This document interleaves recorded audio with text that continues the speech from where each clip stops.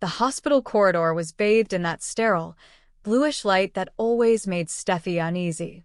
She had come only to deliver a file, something trivial, another day, another responsibility, but fate has a way of slipping knives into the most ordinary moments. As she passed Finn's private clinic, the sound of quiet footsteps drew her gaze toward the half-open door. There, emerging slowly into the hall, was a face she should never have seen again. Luna Nozoa.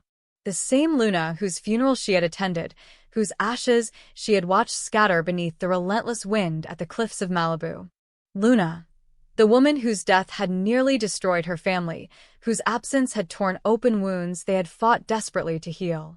Yet now, in front of her, Luna was alive, breathing, walking, and leaving Finn's office. For a long, frozen moment, Steffi could not move. The corridor tilted around her, her heartbeat hammering in her ears as Luna disappeared into the elevator without a backward glance. Reality seemed to collapse inward, every logical thread unraveling in a storm of disbelief. She stumbled into Finn's office without knocking, the air between them instantly thick with the weight of something unspeakable.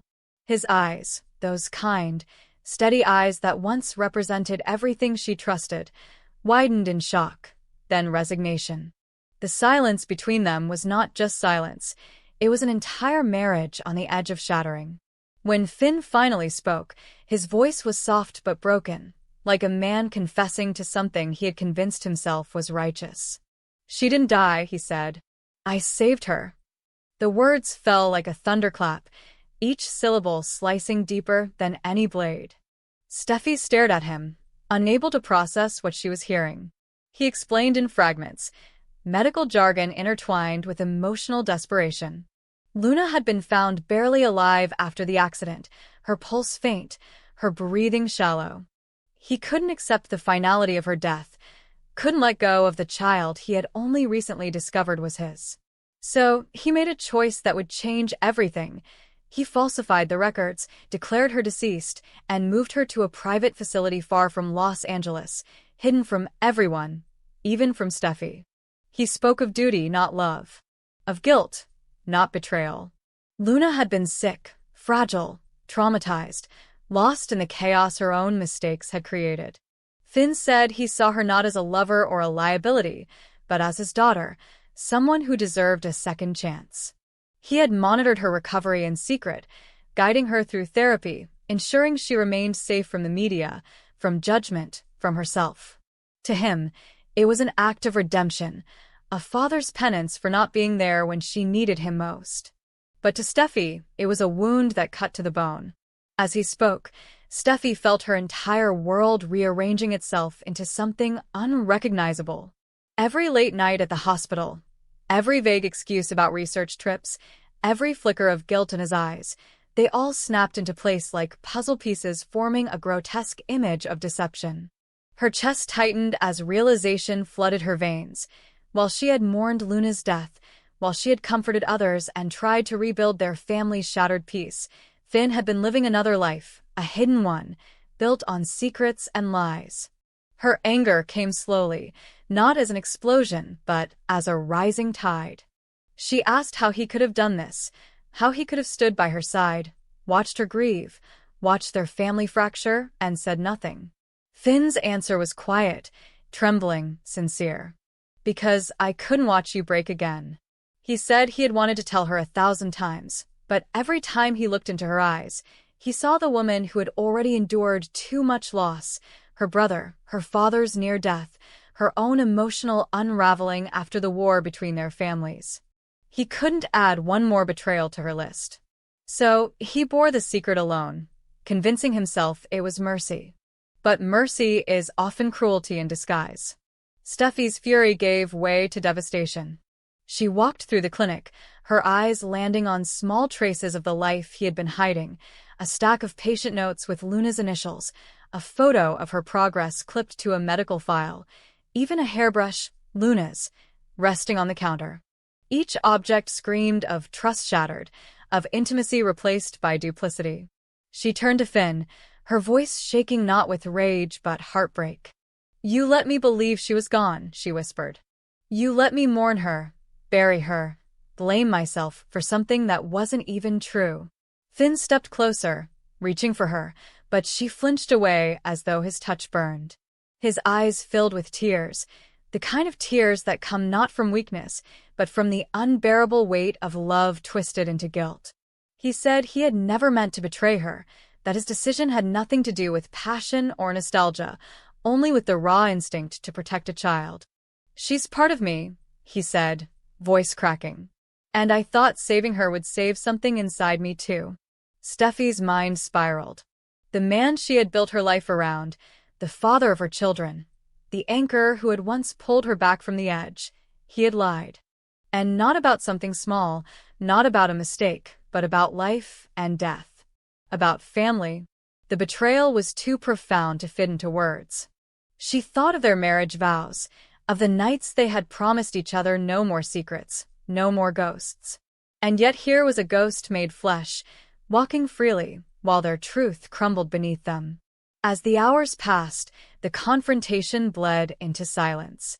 Finn sat at his desk, his hands trembling, while Steffi stood by the window, staring out at the horizon. The city below looked indifferent to their pain, the lights flickering like distant stars that refused to care. She wanted to scream, to tear apart the illusion that had been her life. But something inside her refused to collapse entirely. Beneath the betrayal, beneath the disbelief, there was still the faint echo of love. The same love that had once saved them both.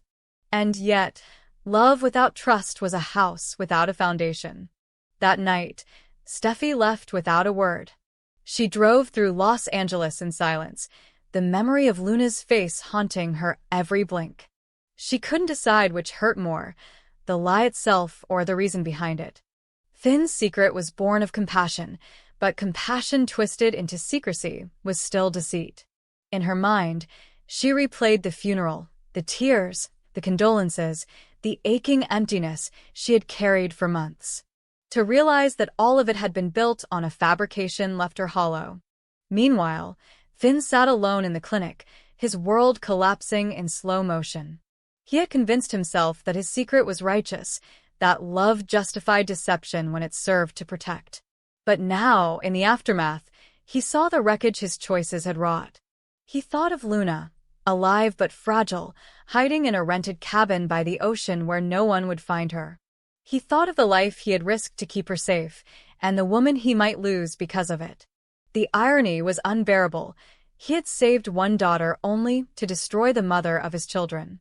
Days turned into nights, and the distance between them grew wider. Steffi stayed with her mother for a while, her heart torn between fury and sorrow. Taylor tried to comfort her, reminding her that love was rarely simple, that Finn's actions, though misguided, came from a place of care. But Steffi could not reconcile the man she loved with the man who had orchestrated such deceit. Every time she closed her eyes, she saw Luna stepping out of that clinic, alive, whole, and living proof of everything she had known. Finn visited her one evening, his face gaunt from sleepless nights. He didn't try to defend himself this time. He only asked for the chance to explain. "I thought I was protecting all of us," he said. "I thought I could control the pain." His words hung in the air, heavy with regret. Steffi wanted to believe him, but belief had become a luxury she could no longer afford. Trust, once shattered, doesn't rebuild. It resurrects, slowly, painfully, if ever. As weeks passed, news began to leak. Someone at the hospital had noticed discrepancies in Luna's medical records. Rumors spread that her death had been faked, that a doctor had violated every code of ethics to protect a patient. Forrester Creations, the family's legacy, was suddenly dragged into scandal once more. The media swarmed, hungry for blood. Ridge and Brooke tried to shield Steffi, but the headlines were merciless. Forrester Heir's husband hides Luna Nozawa alive. The world now knew what she had barely begun to process herself. Through it all, Finn remained steadfast. He refused to let Luna be exposed, even if it meant losing his career, his marriage, and his reputation. When the hospital board suspended him, he didn't protest. He said only that saving Luna had been worth it, that if compassion made him a criminal, he would accept the punishment. Yet behind the defiance was heartbreak. Every glance at Steffi, every word she didn't say, felt like a verdict. Then, one afternoon, Luna herself appeared at the Forrester estate. Her recovery was complete, physically at least. Her presence was both proof and provocation. She thanked Finn for saving her life, but admitted that the lie had destroyed everyone else's. She said she wanted to come forward, to tell the truth, to end the deception. But Finn begged her not to. He said the damage was already done, and exposing it would only reopen wounds. Luna looked between them, the parents who had sacrificed everything for her, and realized that her survival had cost too much. When she left that night, Steffi watched her go with a strange mix of relief and sorrow. The girl she had once seen as a rival was now a symbol of everything fragile and human: love, guilt, forgiveness, failure. Finn approached Steffi, his voice trembling as he said, "I didn't save her instead of you. I saved her because I didn't know how to lose anyone else." In the end, there were no grand reconciliations, no cinematic embraces beneath the rain. There was only silence, two people standing on opposite sides of the same wound, trying to find a way to live with what they had done to each other. Finn's secret had come from love, but love without truth corrodes from within. Steffi's heart still ached for him, but trust, once broken, demanded time to heal, if it ever could. As winter descended over Los Angeles, Finn closed the doors of his clinic, the once bright room now cold and still. He left behind the files, the instruments, the ghosts. Somewhere along the coast, Luna began a new life under a new name, free at last, but haunted by the family her resurrection had destroyed. And Steffi, standing by the window of the cliffside home she once shared with Finn, looked out at the dark ocean below and whispered a silent prayer, not for forgiveness, but for clarity. Because sometimes, she realized, love isn't about saving someone from death. It's about having the courage to face what's already dead within you. And for both Finn and Steffi, that truth was the hardest to live with. In the quiet expanse of the Forrester estate, where legacy was both a crown and a curse, the walls themselves seemed to hum with the weight of unspoken battles. Ridge Forrester had always believed he understood the rhythm of this house, the pulse of its success, and the pride that flowed like blood through every member of the family. But when he made the decision to step back, to retire as the press would later call it, it was not an act of surrender. It was, in his mind, a form of control, an attempt to redefine his own worth outside the towering shadow of the Forrester name. Yet for Eric, his father, this move was nothing less than betrayal. Retirement to Ridge was peace. To Eric, it was abandonment. Eric Forrester had survived too much to believe in stillness. Once, he had stood at the edge of death itself, the ticking of hospital machines marking the fragile border between life and silence. Ridge had thought he was losing his father and, in an act of love disguised as competition, let Eric believe he had won their final design war. Eric had been moved by that gesture, calling it the most meaningful gift a son had ever given him. But time had changed the battlefield. Eric did not die, he lived. And in living, he discovered that life after near death demanded purpose, not comfort. The world had handed him back his heartbeat, and he refused to waste it on leisure. Now, with Ridge's talk of retirement echoing through the corridors of Forrester Creations, Eric felt the sting of rejection all over again. He saw not a son seeking renewal, but a man turning his back on everything they had built together. The artistry, the empire, the name that had become synonymous with elegance itself. To Eric, Ridge's decision was not about peace. It was about escape. The notion that Ridge could walk away from Forrester Creations, leaving Eric to drift into irrelevance, ignited the same fire that had once fueled his rise in the fashion world. Ridge, on the other hand, was weary of the endless cycles of creation and destruction that defined their world. He had spent decades trying to step out of his father's shadow, to claim a voice of his own, only to find himself pulled back every time into the same orbit. Now, After surviving health scares, family turmoil, and years of rivalry disguised as love, Ridge saw freedom as the only remaining act of defiance. Yet even as he framed his retirement as a natural transition, a peaceful evolution, something inside him trembled at the thought of disappointing the man whose approval he had chased all his life. When Ridge entered Eric's office to share his plan, the room seemed to shrink with the weight of unspoken history. Eric, still elegant in his aging grace, sat behind his desk like a monarch defending a kingdom no one else could see. His hands trembled slightly, a subtle reminder of mortality, but his eyes burned with the same fierce intelligence that had built an empire from sketches and silk. He listened in silence as Ridge explained his decision, each word landing like a cold wind.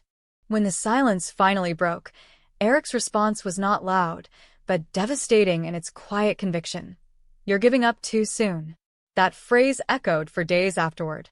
Ridge tried to reason with him, to explain that stepping away wasn't surrender, that he wanted to spend his remaining years living, not performing. But Eric heard only weakness. For him, work was not a burden but an act of faith, a way to defy time itself. Having come so close to losing everything, Eric believed this second chance had meaning. "How can I rest?" he would later ask Donna in one of his rare moments of vulnerability, "when the universe spared me? I owe it something." Donna, torn between her love for him and her desire to protect his health, said little. She saw the stubbornness in both men, the same flame that bound them and burned them in equal measure. At Forrester Creations, whispers began to spread. Designers noticed the tension. Meetings became battlegrounds of subtle glances and interrupted sentences. Ridge insisted on delegating authority, setting up successors, preparing the company for a future without him. Eric countered by pushing for new lines, fresh campaigns, new showcases that bore his signature. It was as if the father and son were moving in opposite directions, both desperate to control the same legacy from different ends of a timeline. For Ridge, the office had begun to feel like a museum of ghosts. Every photo, every framed cover of Fashion Quarterly reminded him of the years spent chasing validation. He told himself he was ready to live for himself now, to travel, to paint, to breathe without the weight of deadlines and shareholders. But late at night, he found himself sketching again, his hands moving out of instinct, his mind haunted by the fear that his identity might dissolve the moment he stepped away. To leave Forrester was to test whether he existed beyond it. Eric, however, could not imagine a world where Forrester Creations thrived without him at its heart. He saw Ridge's withdrawal as an omen, a foreshadowing of decay. Every time Ridge spoke of transition, Eric felt invisible, as though his son were preparing his eulogy while he still lived. His anger grew not from pride, but from fear. Fear that the empire he had built would lose its soul, that the artistry would be replaced by automation, that his family would forget the meaning behind the name Forrester. Ridge's detachment looked to Eric like betrayal, but beneath that anger lay heartbreak. As December crept toward its first week, the tension reached a breaking point. Ridge arrived at the office early one morning to find Eric already there, reviewing sketches under the golden glow of his desk lamp. The sight should have filled him with affection. Instead, it brought resentment. They exchanged polite words, the kind that carry unspoken war. Eric accused Ridge of being too eager to bury him, too willing to see him as obsolete. Ridge countered that Eric was living in denial, refusing to accept the natural order of time. Neither man realized that they were, in truth, mirrors of each other, both terrified of irrelevance, both desperate to leave a mark that would outlast them. Donna tried to mediate, reminding them that love existed beneath their anger, but the rivalry had taken on a life of its own. Ridge's patience cracked when Eric accused him of cowardice, of abandoning the company in its prime. "You think I'm afraid to die?" Ridge shot back, his voice trembling. "No, Dad. "I'm afraid of living only for this." The words hung in the air, heavy with years of resentment. Eric turned away, his silence louder than any shout. In the following days, the office became divided.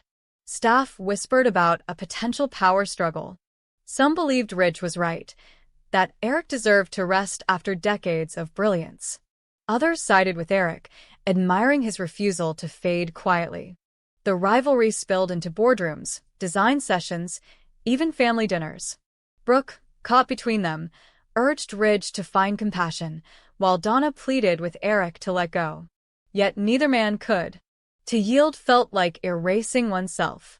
Eric's health began to waver again, the exhaustion from stress tightening its grip, but he hid it as fiercely as Ridge once had. Pride became their shared illness. Ridge, realizing this, tried once more to reason with him. He offered to oversee the transition gently, to keep Eric's name at the forefront of every campaign. But Eric saw through the diplomacy. It was pity wrapped in professionalism. "You want to write me out," he said softly, "before I finish my story." Ridge could not answer. Because in truth, part of him did. The breaking point came during a presentation for the new Forester line. Eric insisted on taking the lead, unveiling his designs with the same theatrical flair that once made him a legend. But midway through the event, he faltered, clutching the podium as his vision blurred. Ridge rushed to his side, but Eric waved him off, determined to finish. The room watched in painful silence as the patriarch fought against the frailty of his body, his voice shaking but defiant. When he finally stepped down, applause erupted, not for perfection, but for courage.